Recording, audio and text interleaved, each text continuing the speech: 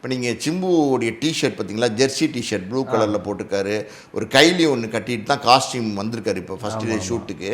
அந்த டிஷர்ட் பின்னாடி என்ன எழுதியிருக்குன்னா மதுரை டைகர் அப்படின்னு எழுதியிருக்கு. ஸோ இந்த மயிலாப்பூர் ஷோக்குமாரை டைகர் ஷோக்குமார் சொல்லுவாங்க, இங்கே மதுரை டைகர்னு எழுதியிருக்கு.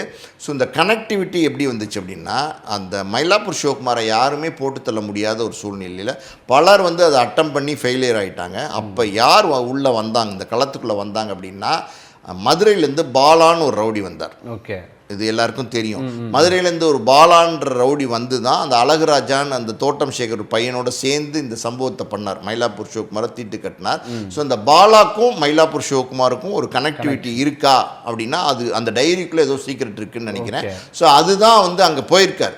ஸோ எந்த தொடர்புமே இல்லாமல் பாலா வந்து சிவகுமாரை தீட்டு கட்டினாரா அப்படின்னா இல்லை, இதுக்கு முன்னாடியே பாலாக்கும் மயிலாப்பூர் சிவகுமாருக்கும் ஏதோ ஒரு பேக் ஸ்டோரி ஒன்று இருக்குது அப்படிங்கிற கதையை தான் வந்து இப்போ வந்து கோயில் பட்டியில் வந்து ஷூட் பண்ணுறாங்க.